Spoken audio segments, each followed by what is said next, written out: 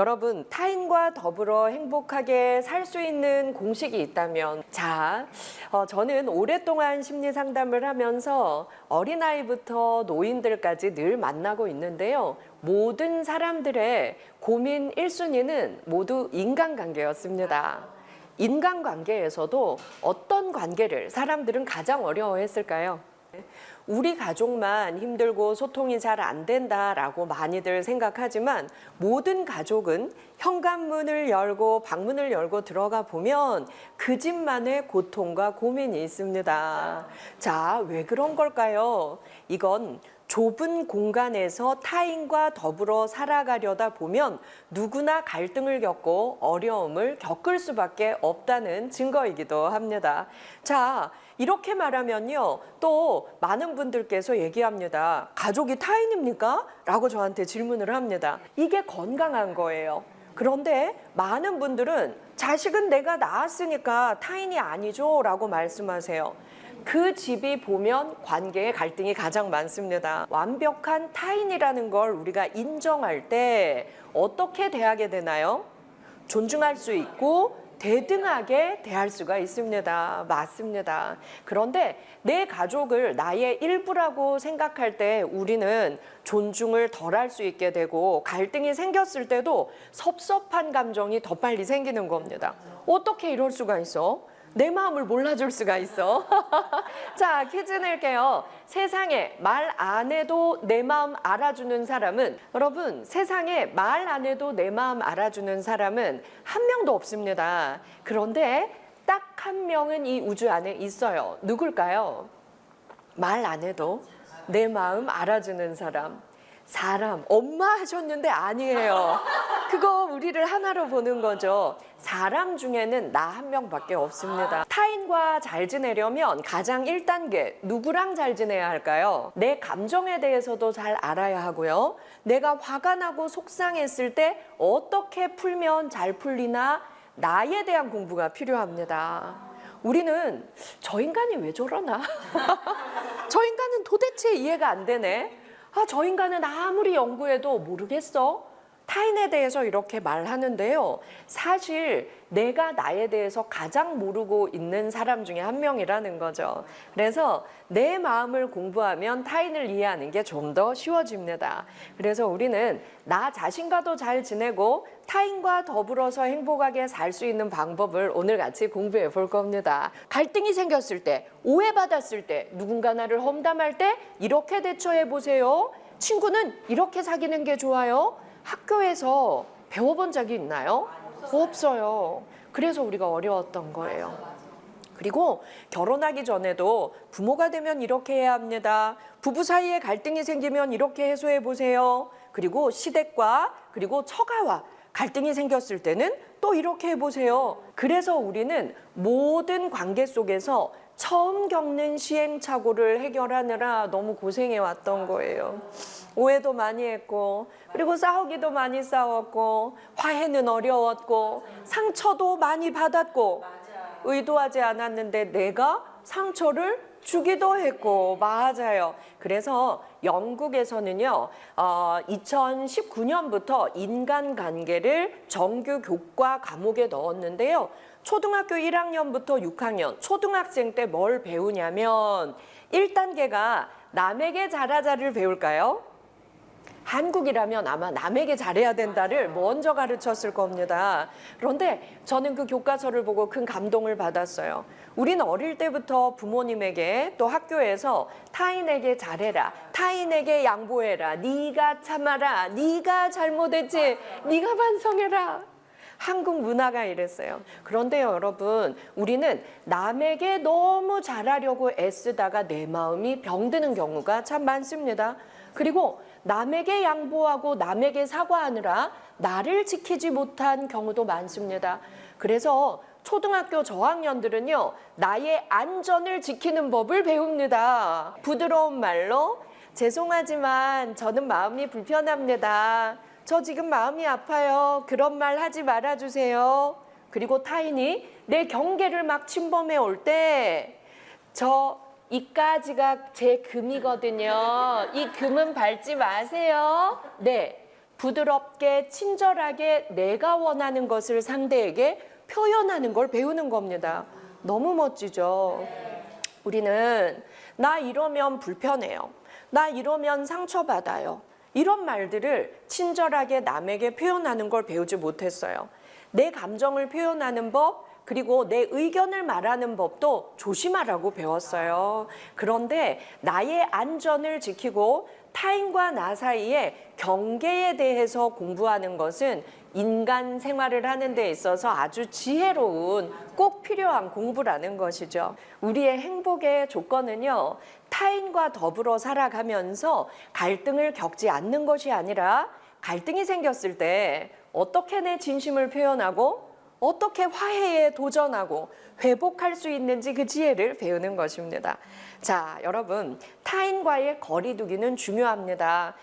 우리가 가족끼리 많이 싸우는 이유가 너무 오래 붙어 있기 때문입니다. 자, 퀴즈 낼게요. 산에 나무를 심을 때 몇 미터 간격으로 띄엄띄엄 심어야 산에 불이 났을 때 산이 홀라당 다 타버리는 것을 예방할 수 있을까요? 3미터라고 합니다.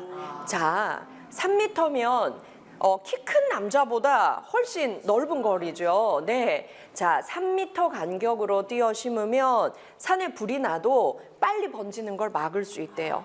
다른 나무로 옮겨 붙는데 시간이 아주 오래 걸린다고 합니다. 그래서 여러분, 인간관계에서도 이 나무 심기 요법, 3미터 요법을 기억하시면 돼요. 자, 집 안에서 갈등이 생겼어요. 3미터 떨어지려면 한 방 안에서 3미터, 그렇게 큰 방 잘 없습니다. 그렇죠? 네, 서로 어떻게 하라? 잠깐 분리되라 라는 거예요. 우리 집은 너무 좁은데요. 3미터 떨어질 수가 없는데요. 그럼 어때요? 잠깐 현관문 열고 나갔다 와라. 예, 바로 이겁니다. 그래서요, 여러분, 나무 심기 요법도 3미터 떨어지세요를 말하고 있고요. 또 3을 기억하세요. 33요법이라고도 있습니다. 제가 만들었어요. 이건 뭐냐면 3분 동안 3미터 떨어져라. 3분 동안 우선 갈등이 생겼을 때는 내 마음을 좀 가라앉히고 내 손도 한번 씻고 양치도 한번 하고 또 음료수도 한 잔 먹고 커피도 한 잔 마시는데 최소 3분 정도의 시간은 필요한 게 아닌가. 그래서 3분 동안 3미터 떨어져서 저 사람이 왜 저럴까? 저 아이가 갑자기 왜 저럴까? 내가 한 어떤 말 중에서 저렇게 화가 난 걸까? 혹시 내 잘못은 없나? 잠깐 생각해 볼 수 있다는 거죠. 그래서 저는 제가 사자성어를 만들었습니다. 삼생일말하자. 자, 삼생 뭘까요? 3번 생각하고 1말. 한 번 말하자. 정답입니다. 네. 우리는 화가 나면 정말 아무 말 대잔치를 할 때가 있습니다. 네. 특히 가까운 사이에는 더 말을 쉽게 하지요. 그런데 한 번 내뱉은 그 말 때문에 평생의 상처가 되어서 부부 사이가 멀어지기도 하고 부모 자녀가 안 보고 살기도 합니다. 그래서 우리가 정말 말 한마디의 중요성, 상대에게 내가 상처 주는 말을 할 수도 있으니 다시 한번 생각하자. 이런 우리의 노력은 정말 필요합니다. 자, 여러분, 관계 성장론이라는 말이 있습니다. 관계도 성장한다는 이론입니다. 사람들은 얼마든지 좋게 변할 가능성이 있습니다. 끊어진 관계도 회복할 수 있고 회복을 통해서 우리는 성장할 수 있습니다. 그런데 자, 우리가 갈등을 겪고 나서 화해라는 참 건너기 힘든 강을 건너야만 합니다. 그런데 어릴 때, 자랄 때 부모님께서 화해를 잘하는 모습을 보여주는 가정에서 자란 사람들은 화해하는데 어려움이 없었어요. 내가 미안해. 우리 서로 잘못했잖아. 그러니까 내가 먼저 사과할게. 너도 받아줘. 이게 쉬웠어요. 그런데 부모님께서 갈등하고 싸우는 모습만 보여주고 화해하는 모습을 잘 보여주지 않는 가정에서 자란 사람들은 굉장히 불안과 공포가 높았습니다. 무엇이었을까요? 내가 먼저 사과했는데 안 받아주면 어떡할까? 그러면 내가 더 상처받을 텐데 이 불안과 공포가 커져서 화해하는 용기를 내지 못했습니다. 그래서 방송 보시는 우리 100세 가족 여러분들께서는 우선 가족 안에서 연습 먼저 해보죠. 내가 먼저 용기 내서 화해하고 사과하는 모습을 내 자녀에게 먼저 한번 보여줘야겠다. 그래서 내 아이가 인간관계에 갈등이 있어도 회복 잘하고 화해 잘하고 사과를 잘하는 사람으로 크길 바라십니까? 네. 그렇다면 오늘부터 자녀들 앞에서 내가 그 모습을 행동으로 보여주는 것이 가장 좋은 교육입니다. 자, 심리학자들이 모였습니다. 타인과 더불어 행복하게 살 수 있는 공식이 있을까? 예, 해봤더니요, 있었어요. 나를 싫어하는 사람과도 잘 지낼 수 있는 방법이 있을까? 있었어요. 사회생활을 한다는 것은 나를 싫어하는 사람과도 얼굴 보고 함께 일할 수 있는 능력, 그게 사회생활의 능력이지요. 그런데 요즘 젊은이들은 나 좋아하는 사람들과만 함께하고 싶어. 그런데 우리 부장님이 나 싫어해. 우리 대리님이 자꾸 나한테 야단쳐. 회사 안 가. 이런 20대들이 많다는 겁니다. 그래서요, 우리는 나를 싫어하는 사람과도 잘 지낼 수 있는 방법, 이런 교육도 가정에서 내 자녀들에게 알려줄 수 있어야 합니다. 첫 번째, 아주 강력해요. 뭐 하지 않기? 험담하지 않기입니다. 자, 여러분, 타인을 험담하는 걸 습관처럼 하는 사람이 있습니다. 자, 우리가 인생을 살면서 돌이켜보면 내 삶에 대한 만족도가 높은 사람은요, 타인을 험담하면서 시간 허비하는 것을 굉장히 시간 아까워합니다. 네. 그리고 내 삶이 현재 감사가 넘치고 행복한 사람이 타인을 험담하는데 자기의 인생을 쓸까요? 쓰지 않을까요? 쓰지 않습니다. 자, 그런데 우리가 어려운 경우는 이 경우인 거예요. 사람들이 3명, 4명 모였는데 나 빼고 모두 한 사람을 험담하고 있어요. 예, 우리 교인 중에 누구, 동네 사람 중에 누구. 자, 그런데 이 험담이라는 건 참 또 재미가 있고 중독성도 있습니다. 그런데 이 사람들이 다 험담하는데 나만 가만히 있으면 이 사람들이 무안할까 봐 적당히 맞장구를 쳐주는 경우가 있습니다. 가만히 있는 것도 맞장구를 치는 것도 그들은 동조했다고 생각합니다. 타인에게는 야, 내가 상미하고 그 얘기 했는데 상미도 동의하던데, 이렇게 될 수 있다는 거죠. 타인을 험담하고 있다면 그 자리에서 자연스럽게 슬쩍 피하라. 그리고 어떤 경우에도 그 험담에 동조하지 말라. 그 자리에 있는 것만으로도 나는 함께 험담한 사람이 된다는 겁니다. 네, 그래서 험담하지 말기는 타인과 더불어 함께 살아가는데 제1순위였습니다. 자, 험담하는 사람의 심리를 알고 나면 오늘부터 타인을 험담하기가 싫어집니다. 지숙이를 계속 험담해요. 사람들만 만나면 지숙이 정말 이기적이지 않냐? 지숙이 정말 잘난 척 많이 하지 않냐? 지숙이 쟤는 아부장이어서 어른들한테 사랑받는 거지 실력은 없어. 제가 지숙이에 대해서 계속 사람들에게 흉보면서 동의를 구하는 이유가 뭘까요? 내가 지숙이보다 잘났어요? 못났어요? 못났기 때문입니다. 내가 보니까 나보다 잘났어요. 내가 이렇게 말로 끌어내리지 않으면 지숙이는 내 위에서 내려올 것 같지 않아요. 이것은 질투와 시기라는 독이 내 마음속에 있기 때문입니다. 자, 내가 아무리 이 친구를 끌어내리려고 해도 나의 험담으로 이 친구의 레벨은 낮아지지 않습니다. 건강한 사람은 그래서 나보다 아주 잘 나가는 친구, 부러운 친구를 험담하지 않아요. 더 친하게 지내야죠. 더 가까이 가야죠. 더 가까이 가서 이 친구의 노하우, 사랑받는 노하우, 예쁜 노하우, 세상에서 인정받는 노하우를 옆에서 배우다 보면 어느 날 나도 모르게 지숙이보다 상미가 더 올라가 있을 수도 있다는 거죠. 근데 험담하다 보면 이 친구랑 멀어져요. 그럼 영원히 나는 지숙이를 이길 수 없게 되는 것입니다.